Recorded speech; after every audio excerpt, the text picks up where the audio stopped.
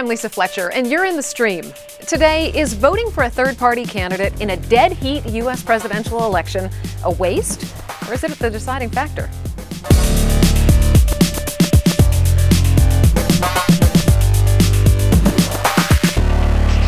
Our digital producer, Malika Bilal, is watching all your live feedback as it comes in.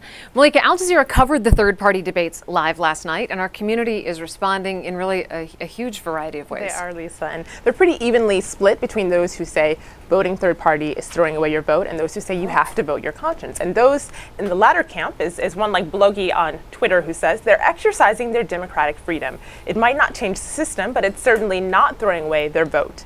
So for those of you at home, if you agree with that sentiment, let us know. Tweet us with the hashtag AJStream. And between me and Malika is Michael Michella. He is a progressive Democrat who works on leadership issues and policies to promote his party's agenda. Michael, welcome to the stream. Thanks, Lisa. Great to be here. We're glad to have you. There are many ways that you can be in the stream, including on Facebook. Just like us and post your story ideas, and you too could wind up in the stream. Hi, I'm Eric Osdorian, and I'm the Transforming Cultures Project Director at World Watch Institute, and I'm in the stream. Blue Democrats and red Republicans want your support on tax code. Are you going to be persuaded? Vote for Obama or vote for Romney. It's your civic duty. Vote for somebody. So many around the world long for democracy. Where's your reminder? Vote for somebody. Vote for These kids are so cute. That video made the rounds online. And they're smart kids too, I'm sure, but like many Americans, they only take notice of two political parties, Democrats and Republicans. But there are others. And despite a lack of attention from major U.S. media outlets, they do have candidates on the ballot, even for president. Take Part TV lays it all out. Two largest third parties in America are the Libertarians and the Greens. Libertarians don't really fall on the left or the right. They believe in total individual freedom and want the government to get out of people's lives. They're pro-choice, pro-guns, pro-gays, and pro-drugs. The Green Party, planted firmly on the left, strongly supports policies that strengthen environmental protection and social justice. Neither scored higher than single digits on Election Day. Or how about the Constitution Party, which is so conservative they're pro-life, pro-gun, anti-tax, and anti-gay that it makes the Republicans look like they're on the left. Speaking of which, there are at least a dozen socialist or communist parties fielding candidates in America today. So why haven't you heard more about these other guys? Because there are 50 different sets of rules for getting on the ballot. And the system can be so complicated that smaller parties can find it very, very, very difficult to navigate the political waters. With the election tightening, many predict that a few key states could determine the next president. Those are the ones marked in gray on this map off my computer, like Colorado and Virginia and Ohio are particularly key. And this makes the role of third-party voters, or those who chose not to vote at all, much more important. Typically, these citizens would be seen as wasting their vote, but in this year, a third party or a no vote may be more than a choice of conscience. It could deny one candidate much needed support and push another over the finish line. So how powerful is a third-party vote or a refusal to vote on the U.S. presidential election? Joining us to help answer that question is Jason Brennan. He's the author of The Ethics of Voting. He specializes in political philosophy. And Kevin Gosztola from the progressive blog Fire Dog Lake. Both of you, welcome to the stream. Thank you. So, Jason, you've done some really fascinating research on the impact of a single vote. Explain how much power a single voter has. Great. When economists and political scientists try to estimate the probability that your vote will be decisive, they usually agree that there's a very low chance. There's some disagreement about this. Some people think you have as high as a 1 in 10 million chance of being decisive if you're in a key battleground state like Virginia. But most economists and others think you have a vanishingly small probability of making a difference. You'll almost never break a tie. So, Michael, that means that you're not holding the lottery ticket. You're not that one person in, hundreds of millions. But does your single vote ultimately matter? Yeah, and still people still play the lottery, right? Mm-hmm. It definitely matters, and it matters not just from an economic standpoint, because when we vote, and as human beings, we don't just always weigh our rational actions all the time.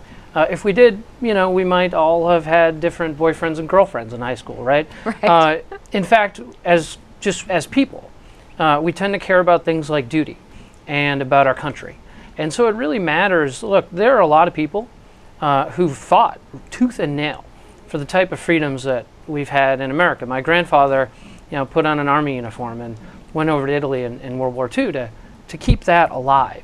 And around the world, there are people demonstrating in places like Syria and fighting in Libya who would love to have the right to cast a vote that from an economics perspective wouldn't make a difference. But even then, it actually can.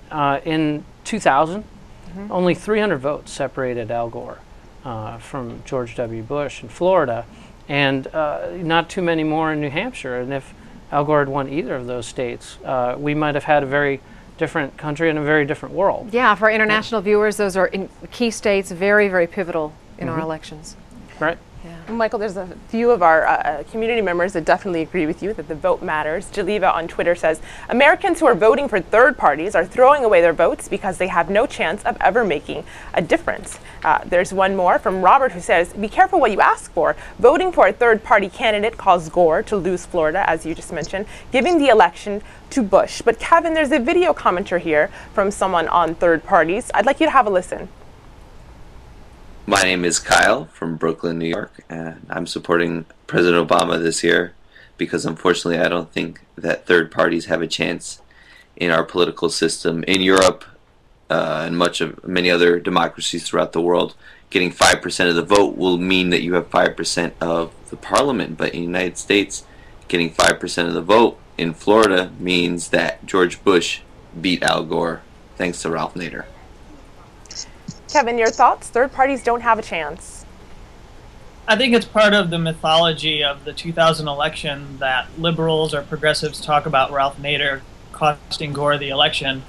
There were tens of thousands of African Americans who were disenfranchised, and one could say, if their view supported it, that those people were why Gore lost the election.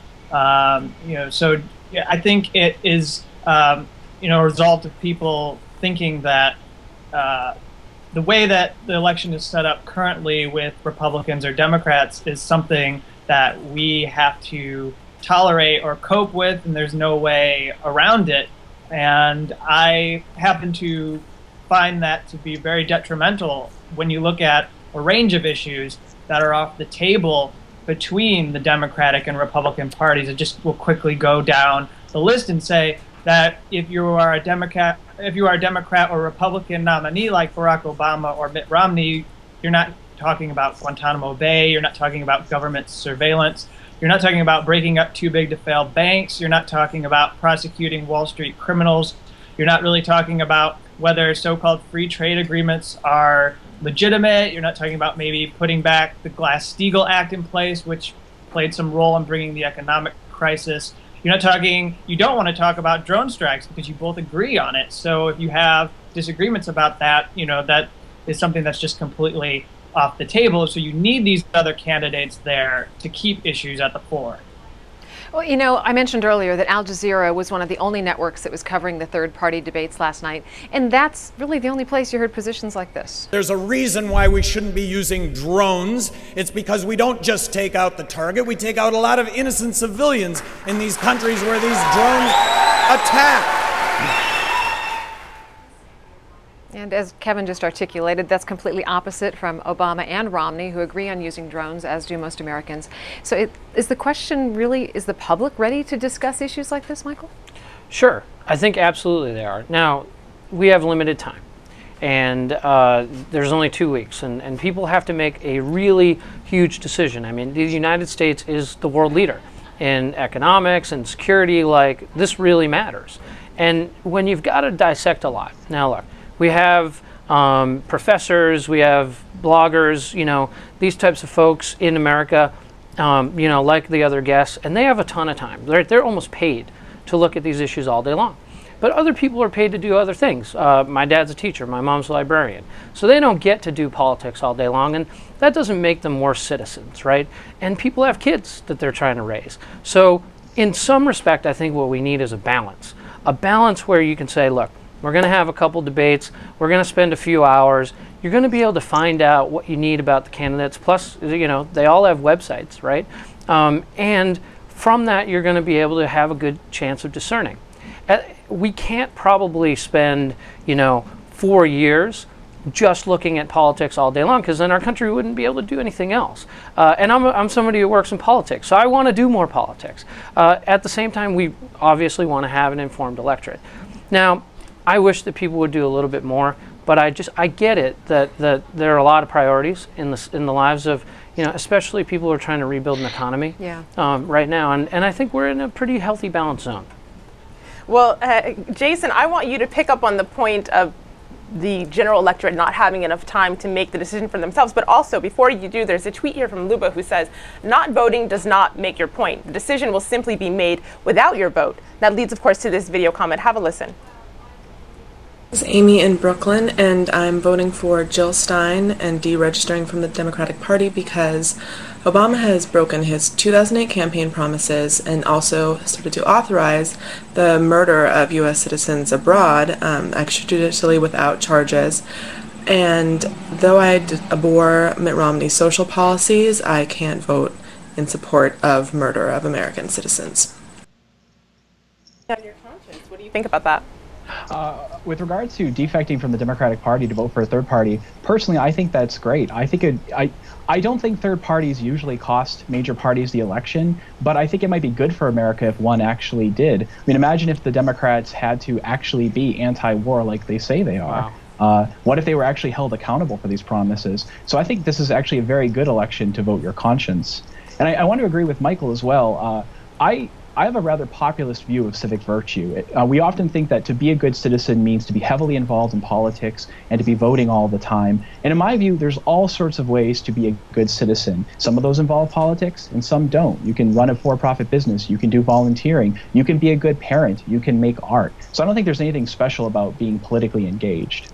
So, Kevin, while voting third party is definitely a victory of conscience and you're following what you truly believe, is the reality of it also that by doing that, you're taking your vote away from somebody whose sensibilities may be more aligned with you, even though you don't necessarily like them entirely, than the person who could win because you're voting third party? Well, I would say that's a reasonable question if you would ask that of Barack Obama or Romney, because I believe that all candidates have a right to run in our elections. Now, I think the bigger question would be, why do we have a system where you have such organization like the Commission on Presidential Debates, which gets these two major parties together and has them agree to a secret contract that essentially rations debates, that essentially says you'll have less political discussions. And I think what Michael is putting forward is, valid, and I get the rationale behind it, but also Americans watch a lot of television, consume a lot of video. If we were to have more debates, it wouldn't be a bad thing, especially because people have the choice to tune in. I mean, some networks would pick it up, some networks wouldn't, but there isn't any reason why 3 or 4 debates should be regarded as a large amount, or, you can have more debates. In fact, in the 90s, you had other people who probably were having more debates. Back in the 80s, there were more debates when the League of Women Voters had control. Well, voting third party obviously is one option, but some citizens are actually so disenchanted with the current system that they argue there is no reason to vote at all. Take a look at this clip. It's from the Unlearning channel on 8 reasons why your vote doesn't matter. You know how I know I don't have a duty to vote? Because I only get 2 choices. And you call that my civic responsibility? A monkey can do that. Hell, a quarter can do that. Sure, there are other people running for president besides Mitt Romney and Barack Obama, but you don't know who they are. The media doesn't talk about them. The debates don't let them in because of the 2-party system. It gives you the choice between Tweedledee and Tweedledum. Quick, you can only eat one food for the next 4 years. What's your favorite food? Got it? Good. Now choose between a cheese sandwich and tuna salad. Democrats and Republicans are essentially a cartel, and when you think about it in those terms, it starts to make a lot more sense. Wikipedia defines a cartel as a formal agreement among competing firms. The aim of such collusion is to increase individual members' profits by reducing competition. Michael, obviously satirical, but do they have a point? Yeah, look, funny video, but kind of sad and really, really unfair. And we just heard Jason and Kevin talking about, look, maybe it would be great if a third party messed up the election. Well, I think of it like this. In 2000, you had a bunch of folks who went out and voted for Ralph Nader, and these are kind of like folks that maybe their parents gave them a Ford, but they wanted a BMW, so they were really, really upset. And what they ended up getting was probably their nightmare scenario. They ended up getting like a rusty bicycle, and so that's not, it's not good, and it's a really entitled point of view to say, go and cast your vote because you're upset about one thing, and you agree with 90%, but there's one particular thing that really matters, and here's why. If you live in a neighborhood like Georgetown or a fancy neighborhood in Brooklyn, maybe the outcome of the election doesn't affect you. But I'll tell you, I'm going to Ohio on Saturday, and there's a lot of people who are struggling in this country, and whether or not they still have unemployment insurance, whether or not there's somebody saying like, hey, I'm going to help fund a jobs training program, whether or not sometimes people have the right to choose whether or not to get an abortion, that's going to really matter. And those issues might not affect you if you're in Georgetown or Brooklyn, but I guarantee you they affect people in Colorado, and they affect people in Iowa, and they affect people in Nevada. And so sometimes we want to think about it as you're not just casting a vote for yourself, right? You're not just a representative of me. That's a selfish point of view. In fact, you're a representative of your community. And you've got to think like, hey, what's going to make this community stronger? And is it me casting a protest that could cause a whole lot of people to hurt? Or maybe do I have a sense of civic duty, not because there's two candidates, but because I owe it to the other folks in my community to do what makes our community strong. Well, Kevin, I want you to pick up on this idea of civic duty. There's a tweet here from Saleh who says, not voting for third-party candidates got us into this mess of the major candidates all being warmongers, he says. Can you speak to the idea of voting for a third-party candidate, if that's enough, or whether people actually have to do the work to make a viable third-party in the first place? I think there's really two aspects I want to bring out here, and they tie into what you asked and what Michael was discussing. And so I'll first say that it's my opinion that, for the most part, the changes that happen in this country are because of social movements on the ground. And if you look back in history, it wasn't because people were voting that we ended slavery, or that we finally gave women the right to vote, or that, perhaps you saw a groundswell in the late 60s or 1970s where people were beginning to really call for the end of the Vietnam War. It was because there were movements that there were any kinds of changes, and that's sort of the security that can be given to people, and those are what ensures that political leaders in places of office actually start to respond and do something that meets the needs or upholds liberty and freedom in this country. And so I would ask Michael, and I would ask people who are very skeptical about those who are going to vote for third parties, to just ask themselves if you can call this country a democracy if it only supports two political parties. If you can call us this beacon of freedom to the world and a leader to the world that even goes around and tries to export this model to other countries, when it is restricting the sort of democracy in our democratic republic, in our electoral process. There's something we should be really clear about. In America, we have more than two parties. It's not just a two-party system. And there's this idea that folks who support really fringe candidates have, which is like, well, my candidate's right, and so somebody must be preventing me or preventing my political party from being good. And that's actually not the case. If the Green Party represented more people in its policy, if the Libertarian Party represented more people in its policy, then it would grow. If you actually take a look, and I encourage people to really take a look at and Google, C-SPAN's coverage of the Green Party convention. Google C-SPAN Green Party 2012 convention, and it's actually sad. You see a hotel room that they literally couldn't fill the seats of, and a couple candidates who I think are good people, but they're not the type of people who you want to be the leader of the free world. What I would love to see is just one time, maybe hearkening back to Teddy Roosevelt, one of these parties field a candidate who's a legitimate person, who's a legitimate leader, and then they would be able to go and grow. That's actually happened in our nation's history before. The Democratic Party supplanted the Federalist Party because it started as a third party and then it grew. So it's not the case that we have a system that blocks third parties. It is the case that we have third parties who field really bad candidates who aren't very good at organizing. Can I comment on that? Because Jason, I want you to comment on that. Yeah, Before you do, I want to just get in this tweet because I want your thoughts, and it kind of meshes into that. This is from Lena, and she says, "I don't vote. History shows determined protest is what changes things, and it's never through elections. See Nixon ending Vietnam." So I'd like your thoughts on both of those things. Okay, great. I think I actually agree with a lot of the other people here that I think when you're voting, you should be voting for the country, not just for yourself. And I think voting well requires a lot of information that many people don't, in fact, have. But are we talking about, is the system rigged against third parties? And is the consensus among political scientists that, of course, it is?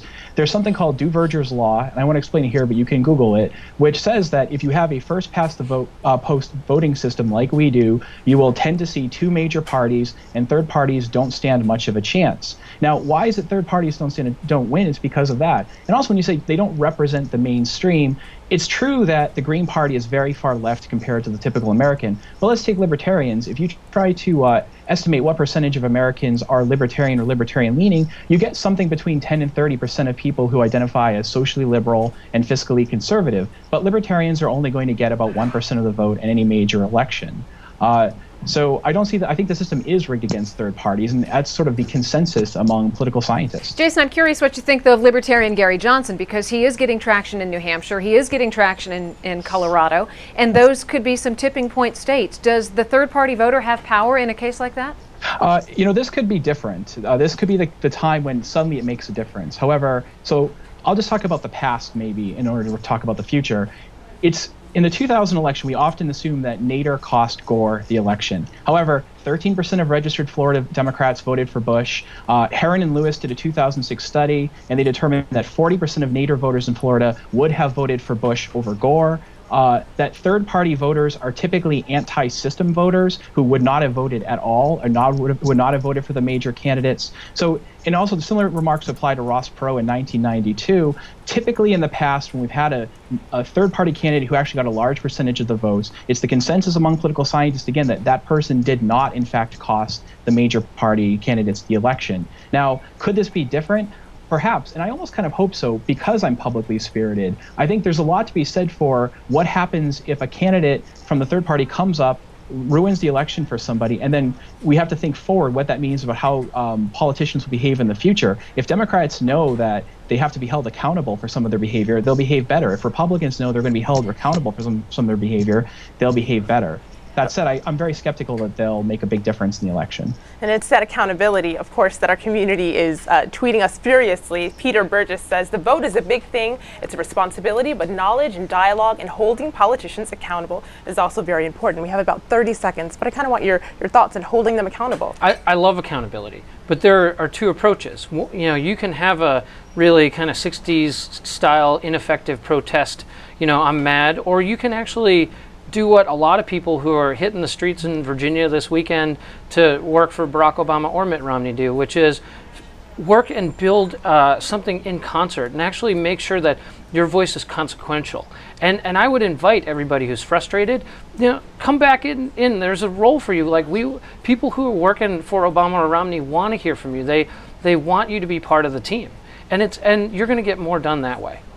It isn't part of having a political voice, exercising your voice by more than one day for 10 minutes in a ballot box? Isn't it something that has to happen all year long? Absolutely. You know, I would love if guys like Jason and Kevin, who have some differences with political parties, if somebody like Kevin who is worried about drone strikes, and so am I work in national security all day, if we had more people like him working within the Democratic Party, working on the Obama campaign, we're going to pick more likelihood of change. All right, we're going to pick this up in our online post show, stream.aljazeera.com. Hope to see you there.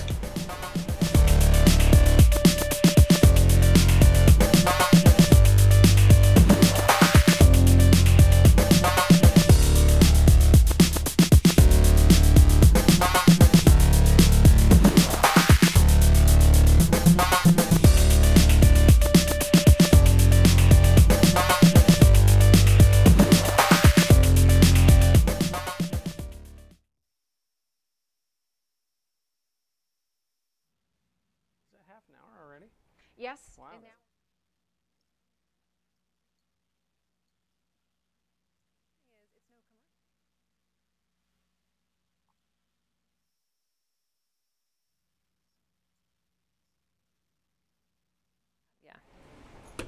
Welcome back to the Stream's online post show. We're talking about the power of the third party candidate vote, or maybe not even voting at all. I want to pick up the discussion with Michael Michela here in studio. We were just talking about, voter apathy, and part of being involved in civil society is doing more than just casting a vote, right? Absolutely. Get engaged. Do I agree with everything that Barack Obama or any candidate I've ever supported thinks? Absolutely not. But here's what happens. Change occurs from movements and people in power. Cesar Chavez went out and worked for the poorest folks in America, the farm workers, but then JFK and RFK, who were in power, who won by a very, very narrow margin, then they had to go and change the rules to help those farm workers. And the same thing has happened over and over and over again. We look at, the anti-slavery movement. Of course, there are abolitionists, but Abraham Lincoln won a very narrow election. And here's what's going on right now. You got a state like Ohio, you got a state like Virginia, like Colorado, and there are razor thin margins. Like, how much are we talking about here? We're talking about 1% max in all of the polling averages, separation between Obama and Romney. So you got to look and say, hey, what type of world do I want? But not just what type of world do I ideally want, what's realistic, right? You got to overlay that. What's realistic? Where can I really move the world to that is closer to what I think it should be? And it's going to be Obama or Romney. And the other guy is probably going to do a whole lot of stuff that you really, really, really don't like. And so don't just go into the polls. Get engaged. Go online, sign up, go knock doors, call voters, engage in these discussions. What the Obama and Romney campaigns are doing right now, especially the Obama campaign, which has a really big field effort, is creating a ton of civic life all around America. Thousands and thousands of people are creating conversations about how to make a better country. The Green Party's not doing that. They have a couple people in an office, in Fields Corner, Boston, which is a mile away from where I used to live, and nobody's there. So Kevin, Michael's saying it's going to be Obama or Romney, so deal with it. Yeah, and and the boosterism aside, I would just say that the Cesar Chavez had to be out there for JFK to take notice in his example. If Cesar Chavez wasn't doing anything, I doubt that JFK would have ever taken any action, because there wouldn't have been any pressure for him to respond to. And I think that was you your can put it into a real world example. Both. You can put it into a real world example here. The gay, lesbian, and bisexual, transgender community got Obama to move significantly on those issues. Because why? Because people were chaining themselves to the White House fence, and then they also were withholding their money. Well, they got him to move, but not until 3 years into his term. Have the money. I guarantee you, Kevin, that John McCain would not have cared who chained themselves to a fence. I think he probably would have challenged him to try and stay there longer. Barack Obama had Joe Biden out in front of this issue. He was the first. He took a very bold stand as president, and so there's another case. You're making my point. Elections matter. John McCain would never have done what Barack Obama did there.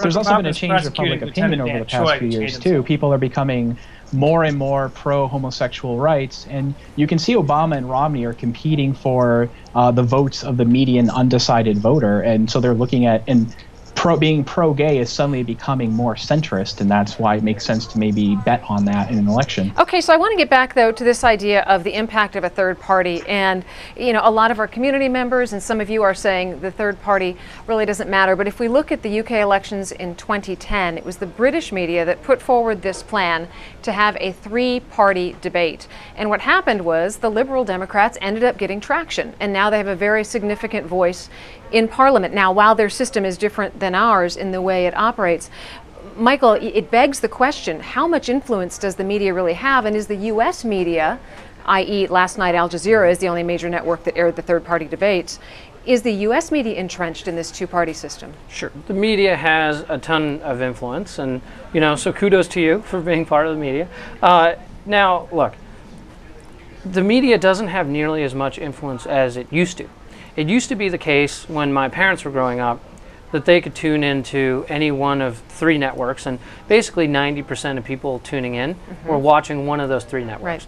Now, if you want to hit 90%, you need 300 networks. People actually can create their own media. I mean, you saw Fox News go and do that. So we live in a very different media environment, and it's not just about the media influencing people. It's not just that people tune in to Sean Hannity and learn a bunch of crazy things, or tune in to Rachel Maddow and learn a bunch of things that you could think are crazy. What really happens is people are influenced by a variety of streams. They're influenced by their friends. They're influenced by their coworkers. They're influenced by the media too. And so what you're looking at when you hear people say, oh, the media is blocking me out, the media is blocking, it's the media's fault, is a little bit of like, I'm trying to make an excuse for my own failures. True, but I do think the media has a very legitimizing force. If the media were to try to force the 2 candidates to have a 3rd candidate voice in those debates, we'd probably be having a different narrative right now. I think that would be good if you could meet a threshold, and that's what's been laid out, right? They've said, you know, look, if you can meet a basic threshold that says the media as a public trust entity should give you time, then we'll make that fair deal. And people haven't. Now, Ross Perot did, right? It's not the case that it's impossible. What is the case is that people right now haven't done it and are complaining about their own failure to make it there. And we miss his charts. And Ross Perot had great charts. Yeah. Well, I think those 2 things are a little bit contradictory to our community. You're saying that the onus is on the media, but earlier in the show you also said that it is the people that don't have enough time because they're too busy to be able to, you know, find out about these other candidates. There's a tweet here from Alex. She says, 24-hour news networks have nothing but time to delve into the issues. And isn't the onus on them? There's also a video comment here. Michael, have a listen to this and then let me know what you think. Hi, I'm Sarah Balter from Atlanta, Georgia. The mainstream media panders to ratings. Americans prefer the distraction of the spectacle. They vote for parties like their sports teams. Entertainment equals Obama and Romney's gaffes and body language rather than establishment challenges from other parties. It's not hard to use Google to learn that there are over 30 actual U.S. political parties. When viewers start expecting more balance, they'll get it. So, Mike, I want your rebuttal on that, and then I see, of course, Jason shaking his head, so I want him to get on that after. Sure. Well, you know, I like content, right? I like rich content, and I want people to have access to everything. My point was basically that you can't criticize somebody for wanting the most relevant content, because it's okay for people to be busy. Who decides what's most relevant? Now, well, there's easy ways to look at it, right? So, number 1, do people actually care enough about you to give you $5 or $10? Now, it turns out that millions and millions of people care enough about Barack Obama to give him $5 or $10, and very few people care enough about Gary Johnson to give him $5 or $10. So that's one way you could do it. The other is you could ask people in polls, right? You know, there is a whole set of metrics that you can use to say, here's a credible candidate, or here's a not so credible candidate. And I think we and the media owes it to the public to prioritize, and that they've done, you know, maybe not the best job, but they've done an okay job of saying it's going to be Obama or it's going to be Romney. Pay attention to these guys. Jason, chime in here. Yeah. Most people, when think about the role of the media, most people suffer from something called confirmation bias, which is we come with a set of opinions and we look for information that verifies those opinions, and we ignore or evade information or evidence that counteracts them. When people consume media, what most of them do is look for media that corresponds to their pre-existing worldviews. When the media has to sell itself to people, it has to look at the kind of viewers that they're getting, and they're going to give them the information that they're looking for. So I think the media has a pathology, but the pathology results from the way that people consume information. It's the voters' fault that the media is like that. All right, and on that note, we're going to have to close the program. Michael Michela, Jason Brennan, guys. Kevin Gostola, thank you so much for being here, and thanks to our online community. Now, on Thursday's show, bearing it all and taking feminism to extremes, we talked to the leader of Femin, a group known for its bare-chested protests in support of women's rights. Send us your questions and your comments on that, and until then, we will see you online.